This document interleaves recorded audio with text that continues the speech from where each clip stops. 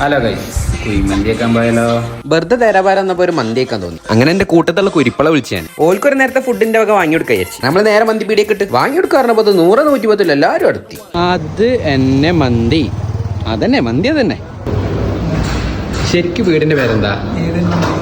കേറി വരുമ്പോ എന്താ ചില്ലുകൂട്ടിൽ കൊയി ഇങ്ങനെ ചുറ്റിയോണ്ടിക്കുക. പാവം കൊയി തലറുന്നുണ്ടോ. അങ്ങനെ നമ്മൾ നേരെ വീടിന്റെ ഉള്ളിൽ കയറി. പീടിയാണ് ഭയങ്കര ആംബിയൻസ്. അതിനോട് നീതി പുലർത്താൻ ബൻ ചോപ്പിട്ടെന്നാണ്. ഇതിനൊരു വെല്ലുവിളി ഇപ്പം പച്ചിട്ടെന്നാണ്. വന്നപ്പോ തന്നെ ഇവിടെ ഓരോരുത്തർ ചെസ്റ്റ് പീസിനുള്ള പ്രാക്ടീസിലാണ്. കോച്ചായി നമ്മളിവിടെ കയ്യും കെട്ടി നോക്കിക്കും തോന്നുന്നുണ്ടോ? ഗോൾഡൻ പാത്രത്തിലൊക്കെ മന്തി വാട്ട പ്രസന്റേഷൻ. ഇയാണ് യഥാർത്ഥ യുദ്ധം. പലരുടെയും കണ്ണുകൾ ഞാറാച്ചിയുടെ മേൽ പതിഞ്ഞു. പക്ഷെ ആരും മനസ്സിലാക്കിയില്ല മറ്റൊരാളുടെ കാൽപാദം അതിൽ പതിഞ്ഞു കഴിഞ്ഞെന്ന്.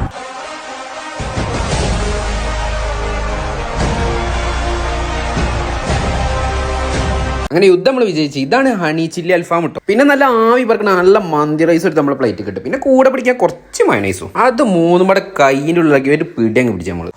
കിടല എന്റെ തൊള്ളര ചോദിക്കാൻ തുടങ്ങി, എവിടുന്ന് ഈ മന്തി? ഇപ്പൊ പിന്നെ ഇട്ടിട്ടുണ്ട്. സ്നേഹം കൊണ്ടാ തോന്നുന്നുണ്ട്. എന്നാലും നമ്മളെ ടേസ്റ്റ് കൊണ്ട് പിന്നെ കഴിച്ചു പോവുക. പിന്നെ പലരും മസാല ഷവായ അടിപൊളിയാണ്. അപ്പൊ നമ്മളൊന്ന് ട്രൈ ചെയ്തു. അതും ഒന്നുകൊന്നുക്ക് വെച്ചോ. ഷവായ വെറൈറ്റി മസാല ടേസ്റ്റ് കൊണ്ട് പോയാലും ഒരു കപ്പലോടുള്ള വെള്ളം ഉണ്ട്. നല്ലൊരു വെള്ളം പറഞ്ഞു നമ്മള്.